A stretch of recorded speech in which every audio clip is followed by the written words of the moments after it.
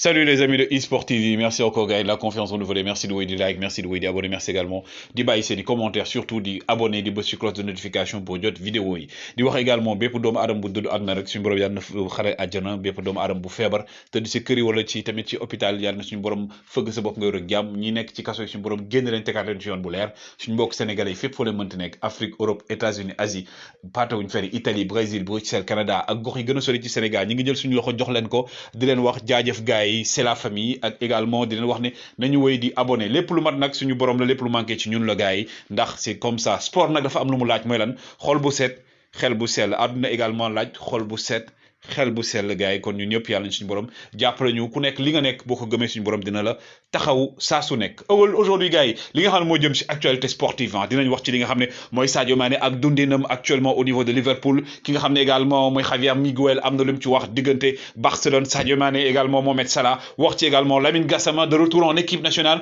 point d'interrogation mais d'abord gars yi VAR bi di wax rek gars yi nañu wéy di question réponse ni ma koy waxee day permettre ñu gën a am suñu culture générale jeu concours bi nag gars yi day continuer ba week-end bi après ñu joog a wax nag après kan moo gagné loolu yëpp dañ si ànd ak complicité ki nga xam ne mooy Babacar Ndiaye ak maillot dédicacé bu Leipzig mais aussi VAR bi di rafetluwaat li nga xam ne mooy match amical bi amoon diggante waa Casa Sport ak waa ñaari tali ñu témbo 2 buts partout loolu rek di wan ne sport day boole du jaxase benn yoon gars yi nag ki gagné li nga xam ne mooy maillot Pape Abou Cissé bi preuve à l'appui je vous laisse écouter. Salut les amis de eSport TV, c'est Lama, le gagnant du jeu concours eSport TV avec Pape Abou Cissé. Je vous informe que j'ai reçu le maillot de Pape Abou Cissé signé. Je suis tellement content et je remercie eSport TV qui m'a permis de gagner ce maillot. Je remercie aussi Pape Abou di ko wax ne maa ngi koy ñaanal une excellente carrière, vraiment content na. C'est de la joie avec eSport TV di wax gars yëpp nañ abonné partager merci beaucoup gars yi jaa ngeen jëf. Alors gars, les wax ne rek li ñuy wax preuve là duñu ay tiaxan et tout mais d'abord on va parler de basket avec LeBron James de King James qui encore dafa bind histoire LeBron James parce que également jamais gars yi joueur musta cumuler li nga xam ne moom la LeBron James def mooy 10 000 points 10 000 rebonds 10 000 assists donc assist plutôt donc moom LeBron James gis ngeen ko preuve yaa ngi nii donc actuellement il est à 36 000 points 10 000 rebonds ak 10 000 assists le king du basketball actuellement LeBron James mi ngi écrire l'histoire du basketball lui qui aujourd'hui est âgé de plus de 35 ans, il est à 36 ans, 37 ans, LeBron James, actuellement du way di wane boppam King James comme on l'appelle. Et également côté Formule 1, gars yi nga xam ne ñu ngi xaar Formule 1 donc di wax ne day reprendre dimanche bi lay reprendre diggante nag ki nga xam ne mooy Lewis Hamilton ak ki nga xam ne mooy Max Verstappen tey gars yi nag affaire dina reprendre Grand Prix Bahreïn dañuy tàmbalee li nga xam ne aussi moo jëm ci championnat du Sénégal tey match en retard bi amoon diggante Jaraaf de Dakar ak Seneps bu Thiès Seneps bu Thiès nag moo dóor Jaraaf de Dakar 1-0 ñoo bett nag li nga xam mooy les joueurs de la Médina les Médinois donc dañ leen a dóor tey Seneps bu Thiès moo yeewu daal di leen di dóor donc résultat yi nag mi ngi nii Mbour Petite Côte Génération Foot moo ko dóor 4-1 Teungueth FC AS Pikine dañoo témbo 1 but partout Dakar Sacré-Cœur Linguère 0-0 US Gorée Diamba 2-0 pour Diamba Seneps dóor Jaraaf Ñambour ak Douane témbo Guédiawaye FC Casa Sport dóor ko donc classement baa ngi nii donc fi mu ne nii kii di Génération Foot ak Casa Sport ak Guédiawaye FC ñoo nekk ci kaw tolloo point ñoom ñaar Guédiawaye FC nag am 22 points AS Pikine nekk donc 4e am 21 points Jaraaf nekk 5e am 20 points gars yi ne ko également ki nga xam ne mooy Lamine Gassama enfin am na club Lamine Gassama mi nga xam ne gars yi nag actuellement gëjoon na joué depuis juin ba léegi amul woon club mu doon wër club donc Lamine Gassama actuellement gars yi am na club boo xam ne aussi mi ngi sa 3e division foofu noonu ca Espagne ñu koy wax ne jaajëfal loolu dina tax également ki nga xam ne mooy Lamine Gassama donc mi ngi ci signé sa Sabadell nekk 3e division loolu dina tax mu gën a am temps de jeu espérer ñëw équipe nationale du Sénégal et coupe du monde bi également barrage yi donc Algérie Cameroun fa nga xam ne nag moom mooy ca Cameroun ñi actuellement ñi ngi naan 2500 supporters algériens ñi ngi leen di xaar foofu noonu ndax waa Algérie aussi dañoo def seen délégation ngir dem supporter seen équipe ndax dañoo bëgg a qualifier coupe du monde gannaaw bi ñu ndërmeeloo ci coupe d'Afrique bi li nga xam ne également gars yi moo jëm ci xam ne ca Premier League actuellement nag waa Premier League ñoom li ñu bëgg mooy dañoo bëgg léegi autoriser fii ak saison bi di ñëw 5 changements yi di am par match saison prochaine plutôt saison selon Sky Sport loolu ñu daal di bëgg li nga xam ne nag moo jëm ci super coupe UEFA donc gars yi information dama leen koy jox le mois d'août 2022 lay commencé mi ngi amee nag foofu nga xam ne mooy stade olympique de Helsinki en Finlande foofu nag la ñuy amalee li nga xam ne mooy super coupe UEFA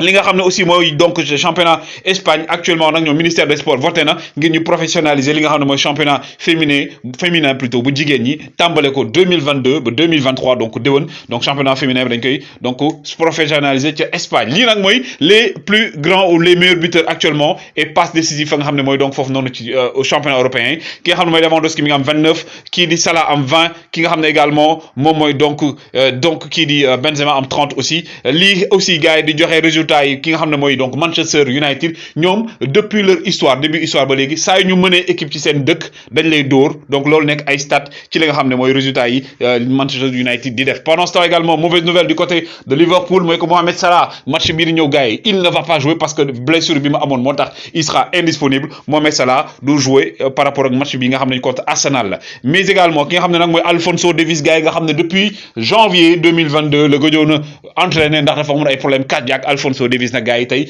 le Canadien entraîné na tey ak li nga xam ne mooy équipe professionnelle bi ñu koy wax donc bon retour et du côté du FC plutôt du Paris Saint-Germain ñoom dañ naan leen bàyyi parce que également image yi ngeen di gis kii mooy jabaru Lionel Messi moom kanam gii la amoon ba nga xam ne ñu ngi doon yuuxoo jëkkër ji foofu noonu ca Parc des Princes Lionel Messi bi nga xam ne ñu ngi doon wax naan day jógee Paris Saint-Germain mais famille am nee nañ loolu du dëgg nañ actuellement loolu dafay gën a motiver ki nga xam ne mooy la Pulga le meilleur joueur du monde ngir mu gën a wane boppam war ne mooy patron temps d'adaptation nag ñëpp koy am mais Lionel Messi fas yéene wul jógee Paris Saint-Germain te Qatar également duñ ko bàyyi ndax pour des raisons pécuniaires et également financier sponsoring pendant ce temps Paris Saint-Germain actuellement nee nañ Neymar depuis 5 ans mi ngi fi Neymar def fi dara donc Neymar actuellement bu ñu gisee proposition bu baax dañ koy bàyyi mu dem parce que Neymar il n'est plus que l'ombre de lui-même loolu la gars yi wax selon les informations ki nga xam ne également mooy Sergio Ramos gars yi nañ dafa bëgg a jógee Paris Saint-Germain ndax résultat yi daf ko bett mais également ñi ngi naan Paris Saint-Germain moom ba kii ñëwee ba léegi Ramos ñëwee ba léegi blessure yi dañ koy sonal moo tax amul temps de jeu moo tax ñi ngi naan day dem wala du dem et pendant ce temps li sûr mooy que ne actuellement le Paris Saint-Germain bëggul prolonger ki nga xam ne mooy Angel Di Maria ndax dañoo bëgg dégraisser dindi yenn joueurs yi indiwaat yeneen nouveauté indi fraîcheur moo tax ñu ne Angel Di Maria actuellement moom dafay jóge et bu fay jóge moom am na kenn koo xam ne moom dafay wéy di des muy ki nga xam ne mooy capitaine du Paris Saint-Germain Marquinhos selon les informations moom as di rek a ci des as tout a ci des Marquinhos prolongé contrat am ak Paris Saint-Germain ba fii ak 2026 2027 le Brésilien défenseur et pendant ce temps également ki ngeen di gis nii gars yi di Marcelo Brozovic moom waa Paris Saint-Germain également dañoo bëgg a jël joueur Inter bi ndax nee nañ en interne moom lañ bëgg également indi déwoon pour renforcer seen équipe keneen koo xam ne également ñu ngi koy wax tudd ko mooy ki nga xam ne mooy donc kii di Ousmane Dembélé gars yi dañ koy indi pour mu remplacer Mbappé Paris Saint-Germain nee leen indiwuñu ko pour mu remplacer Mbappé dañoo indi pour mu remplacer Di Maria ndax ñoom seen bëgg-bëgg mooy Mbappé toog fa mais kii ñëwul pour remplacer Mbappé muy donc Ousmane Dembélé et pendant ce temps Mbappé Haaland et waa Real de Madrid la Casablanca la Maison Blanche le club le plus titré au monde gars yi ñaar ñi la ñu bëgg a teg seen loxo former li nga xam ne mooy donc lii di waat beneen génération grand joueur comme ni ñu ko defee chaque fois. Pendant ce temps Real de Madrid ñoom li ñu bëgg mooy ki nga xam ne mooy Eden Hazard fexe ko bu ubbil ko buntu bu ndaw bi dugal ko si ndërëx sëqali mu daal di dem yoonam donc ndax actuellement ki nga xam ne moom mooy Hazard gars yi daal prouvé wu fa dara benn yoon mais keneen ki nga xam ne également moom dafa ñëw te ba muy ñëw il est venu gratuit mooy kan mooy ki nga xam ne mooy Pierre-Emerick Aubameyang Xavi nag nee na Oba a été un cadeau tombé du ciel pour nous parce que Aubameyang yaakaar woon nañ bu ñëwee di wane boppam mais dafa ñëw di wéy di dugal machallah et il est venu libre pendant ce temps également ñi nga xam ne mooy donc àdduna bi donc par rapport déclaration ñu def FIFA def ko entre autres ñu ne le Barça toujours dans le rouge notamment waa Espagne ñoo génne équipe yi nga xam ne ñoom actuellement ils ne sont pas dans le rouge Barça ñoom ñu ngi dans le rouge parce que wàllum koom ba tey dañoo am ay déficit pendant ce temps également ki ngeen gis nii donc di Mohamed Al Khereji donc di waa Saudi Media ñoom fi mu ne nii ñoo proposé pour jënd ñi nga xam ne mooy Chelsea bu Abramovich ñoom li ñu proposé mooy 3,5 millions de dollars soit 2,7 millions d'euros ndax ñoom dañ loolu daal la ñu proposé Abramovich pour jënd li nga xam ne mooy le Blues de Chelsea donc Chelsea jënd club bi loolu la waa Barcelone daal di bëgg et du côté de l'Angleterre ki nga xam ne également mooy Gabriel Jesus actuellement mon contrat day dem ba 2023 mais Manchester City dafa waxagum en stand-by parce que day xool ndax bu fekkee ne Haaland day ñëw il faut que ñu jaay joueur moo tax ñu ne ki nga xam ne mooy Gabriel Jesus bu Haaland ñëwee boo matul moom day daal di dem yoonam et pendant ce temps également gars yi ñu wax ci yeneen joueurs yoo xam ne aussi ñi ngi waree seen bopp ci joueurs yooyu noonu gis ngeen ki ngeen gis nii donc bokk na ci joueur boo xam ne mi ngi jouer au niveau de Sporting actuellement Manchester City moom moo ko bëgg daal di jënd moom mii ngeen di gis actuellement aussi ki nga xam ne mooy donc Paul Pogba ñi ngi wax le retour de Paul Pogba à la Juventus de Turin ndax waa Juventus actuellement seen priorité mooy Paul Pogba daal di dellu su foofu noonu gars yi donc également du côté de Liverpool Sadio Mané gis ngeen ko tey muy kaf di ree di kontaan di war nañ Sadio Mané actuellement il commence à retrouver le sourire du côté des Reds tey moom ak équipe am à l'entraînement ñoom ñoo gagné seen match yi duel yi day am foofu noonu confrontation yi ñoom ñoo ko gagné mu ree ba tëdd ci suuf Sadio Mané gis ngeen ko ak équipe bi moom posté na sax également ne win non the game today ñoom ñoo gagné donc moo wax loolu tey Sadio Mané loolu la bind tey ci li nga xam mooy postam bi ci Twitter entre autres ci Instagram Sadio Mané mi nga xam ne également gars yi